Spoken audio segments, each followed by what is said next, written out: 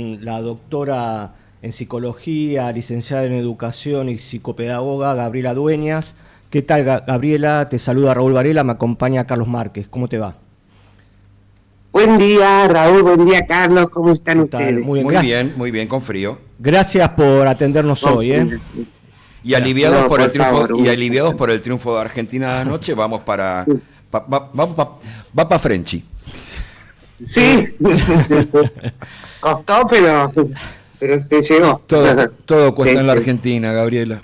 Mira, hace ya algunos sábados que venimos hablando con especialistas en tema de educación, en psicología. La semana pasada hablamos también con una doctora en psicología especializada en el tema de suicidio, por todas estas noticias de que está aumentando exponencialmente los suicidios en la Argentina, especialmente en el sector de los más jóvenes. Y bueno, vos sos un especialista en todo esto. Mirá, voy a un caso puntual. Hace un par de semanas una persona de mi familia me comentaba que, bueno, envía a su hijo de 7 años a segundo grado de una escuela pública acá en Barracas, y me comentaba en la reunión de padres que hubo con los docentes y con los directivos de la escuela, que hablaban del grado de agresividad que tenían estos chicos de 7 y 6 años. Inclusive uno le ha pegado una patada a su maestra, otro si le dice algo, le contesta: vos callate la boca. ¿Qué está pasando en los chicos? Que parecería que hay un grado de agresividad en las aulas, en la calle, que me parece que no se veía antes, ¿no? No sé vos cómo lo ves esto. Sí, evidentemente, como les comentaban en esa escuela, los niveles de conflictos entre ellos ha escalado a expresiones violentas y de un nivel de agresividad que no es esperable para las edades que tienen. ¿Y qué está pasando? La pregunta del millón. Claro, sí. Bueno, tenemos que pensar que nuestras infancias y adolescencias son síntomas de la sociedad en la que viven, es decir, son nuestros síntomas de la sociedad que los adultos, ¿sí?, les estamos produciendo en su entorno, en el que se crían, en el que se escolarizan. Ellos son como espejos nuestros, reflejan lo que nosotros les enseñamos, lo que nosotros les mostramos con nuestro ejemplo. De hecho, ayer yo percibía hasta en el tránsito estos gestos violentos de los conductores, que se siente como, no se puede, como yo no lo podría ni medir porque no soy especialista en eso, pero uno va conduciendo por la ciudad y nota este nivel de intolerancia, de falta de tolerancia a la frustración, de que al más mínimo, no te digo roce, ni muchísimo menos, pero qué sé yo, cualquier eventualidad en un tránsito súper congestionado genera un nivel de irritabilidad en nosotros. Esto los chicos lo perciben, se crían inmersos en estos contextos y luego lo expresan en el lugar donde pasan la mayor parte de las horas de sus vidas, ¿sí? Entonces, cuando las escuelas llaman a las familias y se convocan las familias y las escuelas, la comunidad, preguntando para reflexionar sobre esto, me parece que es una interpelación al mundo adulto, ¿no? Claro. ¿Qué les estamos haciendo a nuestros niños y adolescentes? Y con estos niveles de violencia que ellos padecen, bueno, la angustia sube de manera impresionante, se derrama en ellos. Nosotros los adultos no les estamos funcionando de referentes válidos para alguna convivencia saludable. No les estamos haciendo sentir que la vida vale la pena, que la vida de nadie vale la pena, cuando además le sumamos este paisaje cotidiano en la ciudad de gente en situación de calle, familias enteras con criaturas. ¿Esto qué quiere decir cuando uno camina por las veredas llevando de la mano a un niño o acompañando a un adolescente y seguimos caminando como si no existieran, como si fueran invisibles? Les estamos enseñando que la vida de algunos no vale la pena ni siquiera detenerse. Entonces la vida no vale la pena, y esta idea, digamos, afecta profundamente a los más jóvenes, porque la vida de ellos es el futuro, digamos. Entonces, ¿qué posibilidades tienen de construir un proyecto de vida si no tiene sentido la vida. De ahí que aparecen todas estas cuestiones, diversas expresiones de los malestares que estamos observando hoy en las escuelas. Se exacerba la conflictividad, la violencia entre ellos, el acoso entre pares, en el mejor de los casos, porque lo que estamos viendo también son síntomas de procesos de alteración de la estructuración psíquica preocupantes, dificultades para comunicarse, para hablar, para aprender lo que la escuela les ofrece, y estamos viendo también casi una epidemia de trastornos mentales con las que luego se los etiqueta y se los empastilla. ¿No le llama la atención, por ejemplo, la cantidad de trastornos del espectro autista que así, Sí, justamente iba a ir a ese tema, que vos sos especialista, inclusive escribiste una obra sobre este tema, niños o síndromes, la patologización de la infancia. Parecería que la respuesta de la sociedad frente a estos hechos es, bueno, vas al psicólogo, al psiquiatra, seguramente sos autista.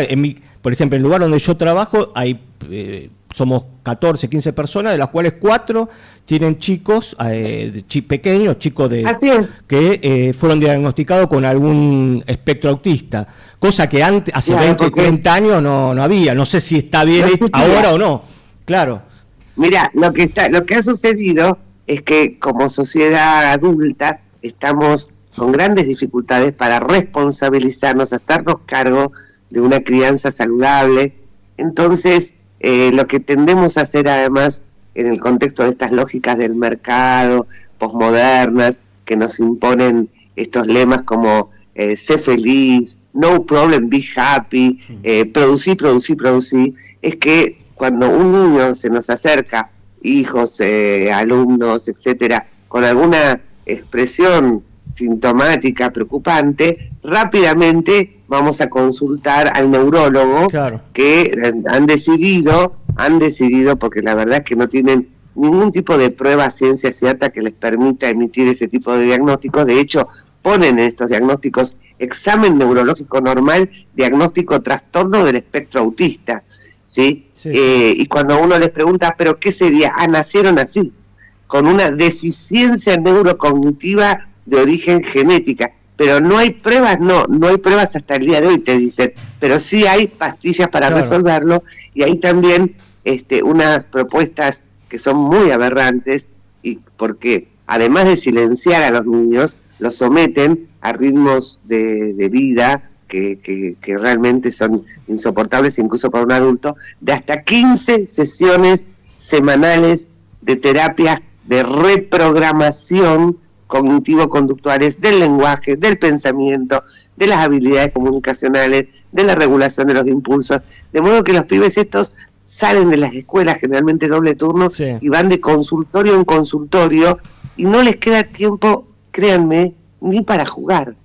Y les voy a decir una cosa, a un niño, una niña que se le resta tiempo para jugar, se le está robando la infancia, ¿sí? Y mientras tanto, ante esos síntomas que los niños efectivamente están expresando a través de sus dificultades para mirarnos a los ojos, para regular sus impulsos, para comunicarse, estamos no viendo, no mirando, desviando la mirada respecto de las problemáticas que subyacen, y que de eso no se habla, ¿sí? Y que tiene que ver con contextos de abandono de los adultos fundamentalmente, pero no voluntario, porque los adultos, las familias sean malas, no. Esto tiene que ver con las formas de vida contemporánea. Fíjate los contextos de ajuste a los que está sometida nuestro pueblo en estos tiempos, llevan a los padres y a las madres a estar sosteniendo ritmos de vida de hasta 2 o 3 trabajos, sin saber si van a poder seguir alquilando, sin saber si van a poder llegar a mitad de mes garantizándole la comida a los hijos, a las hijas. Bueno, esta angustia que los lleva a los adultos a estar corriendo de un lado para el otro intentando sobrevivir, los deja a ellos en un estado de desamparo impresionante, mirándonos, porque llegan a la escuela y también ven a sus docentes así. Claro. Perdón. No. Además, bueno, yo no soy totalmente neófito en este tema, pero por lo que veo, inclusive en los chicos de mi familia, ¿no? Sobrinos, etcétera, no hay también en los chicos que no pueden tolerar la frustración, una incapacidad para para esto tiene que ver con la crianza. Vos sabés que al nacer, nadie nace con su psiquismo, con su personalidad, con su mente ya dada. No existe esto, ¿sí? La capacidad de tolerancia a la frustración es una habilidad, digamos, que uno tiene que el sujeto humano tiene que aprender y desarrollar. Pero no puede hacerlo porque las condiciones de crianza actuales no lo están favoreciendo. Entre otras variables, apareció además en las últimas décadas el tema de las pantallas, que se usan como chupete. Claro. Como chupete. Entonces, un niño que no es hablado por un ser humano, que no es contenido por un otro humano, ¿sí? Un niño que está frente a las pantallas durante horas, es un niño que difícilmente logre desarrollar el lenguaje, aprender a tolerar las frustraciones, y se va a ir desafectivizando, ¿no? Que es lo que vemos, que es lo que vemos en muchos chicos hoy en día que llaman la atención, inclusive también llevan la etiqueta de trastorno del espectro autista, que aparecen como robotitos, ¿sí? Como desafectivizado, esta es la palabra, ¿no? Todo esto son síntomas de una sociedad profundamente enferma, como la que estamos viviendo, en contextos de ajuste económicos muy crueles en nuestro país, en la región, y en un escenario mundial además atravesado por guerras, por genocidios, por matanza de niños, niñas y jóvenes en otras partes del mundo.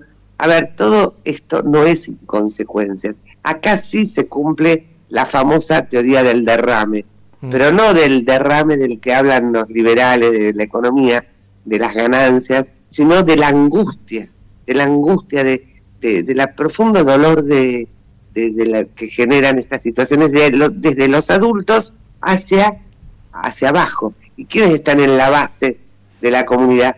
Nuestros niños, niñas y adolescentes, que son justamente nuestros jóvenes, que absorben esta angustia y luego la expresan como van pudiendo a través de diversas conductas sintomáticas, y nosotros como adultos a eso le respondemos, mirá vos, con esta perversión del neoliberalismo, diciéndoles que el problema es de ellos, que así nacieron, y por lo tanto van a ser empastillados de por vida y sometidos a estas multitudinarias terapias cognitivo-conductuales que no les va a dejar tiempo ni para jugar. Gabriela, Carlos Márquez te habla, ¿cómo estás?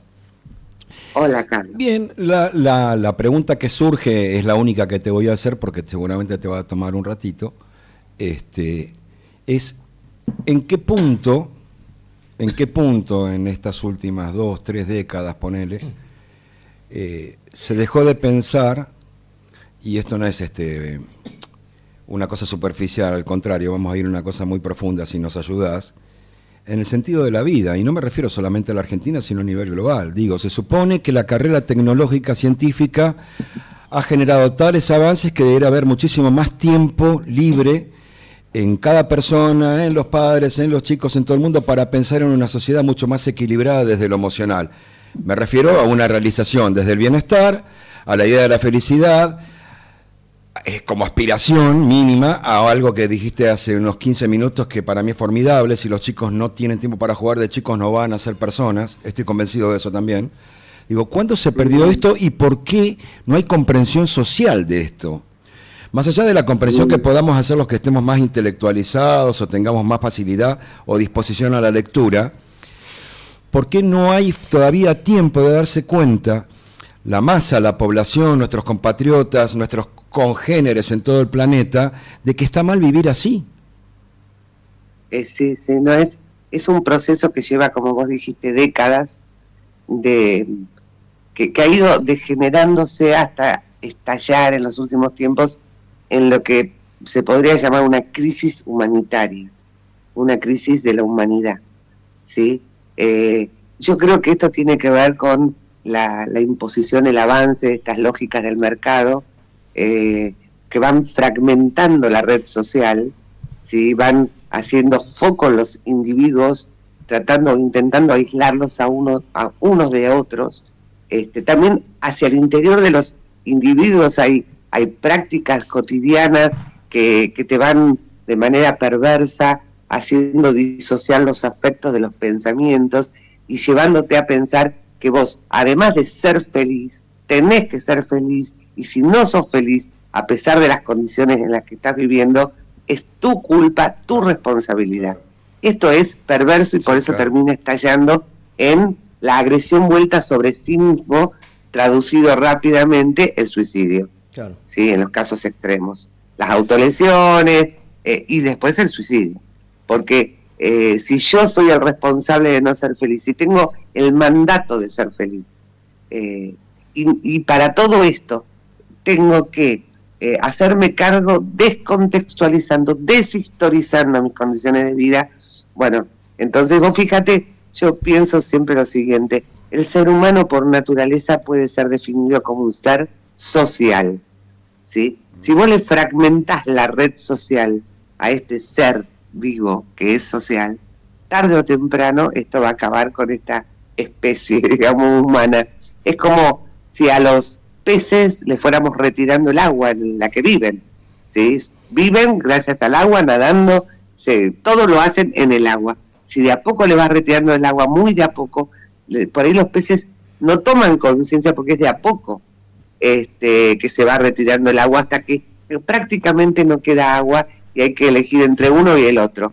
O sea, y ahí vamos a un le va retirando las cosas de volar. Exactamente. Vas a un canibalismo social ahí.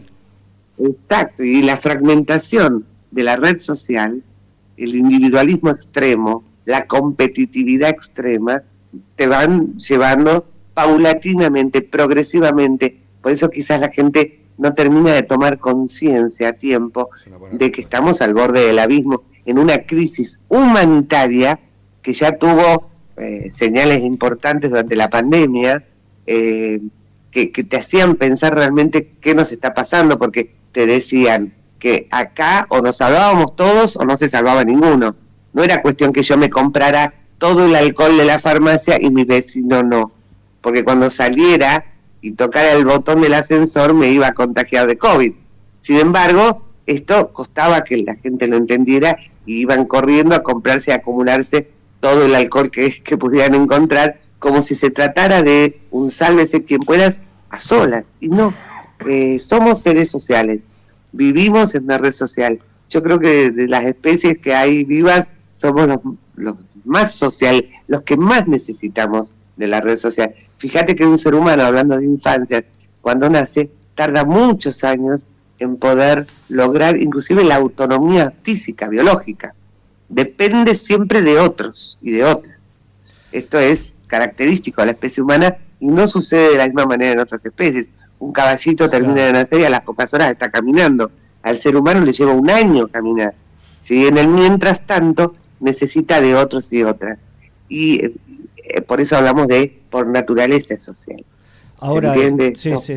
El futuro me parecería bastante tenebroso porque, digamos, las familias, los padres, las madres, parecería que no se dan cuenta de determinadas situaciones, la escuela hace lo que puede y el Estado se retira. Los chicos y todo queda... Sí. Que parecería que los chicos, las chicas están teniendo, no van a tener un futuro demasiado prometedor. Y eso parece, por eso el incremento de suicidios en los jóvenes, y también fíjense cómo han bajado las tasas de natalidad. Uh-huh. O sea, los jóvenes un poquito más grandes tampoco quieren traer hijos a este mundo. O sea que algún tipo de conciencia, de percepción de lo que está pasando hay, porque por algo han caído como han caído las tasas de natalidad, y en su lugar, y esto es también otro síntoma de la crisis humanitaria que estamos viviendo, aumenta la cantidad de mascotas por persona. Pero es tan impresionante que hay escuelas que están cerrando salitas del nivel maternal, de jardín de infantes, porque no tienen matrícula suficiente, mientras que caminas 2 cuadras por cualquier calle avenida de la Ciudad de Buenos Aires te topás con 5 veterinarias. ¿Por qué? Porque, bueno, el valor de lo humano se está perdiendo. Algo de esto perciben los jóvenes. Será por esto que no quieren traer chicos al mundo y en su lugar, digamos, canalizan estas posibilidades que tienen o deseo de criar algo a través de una mascota. Gabriela, que me hizo que pares acá porque la pregunta que te voy a hacer es, yo no tengo una respuesta, tengo una duda, pero tiene hilo directo con lo que estabas diciendo. Sí. La extinción de las especies, o digamos la reducción a números mínimos de especies, siempre se dieron desde una lógica de pérdida de hábitat, de pérdida de condiciones. La reducción al 50% de la tasa de natalidad de la Argentina que se espera para el año que viene con relación a hace 10 años, o a nivel global que está cayendo en todo el mundo, ¿puede ser una cosa que esté más allá de la razón? Yo creo que tiene que ver con esta cuestión de la especie, ¿no? Del ser humano como especie.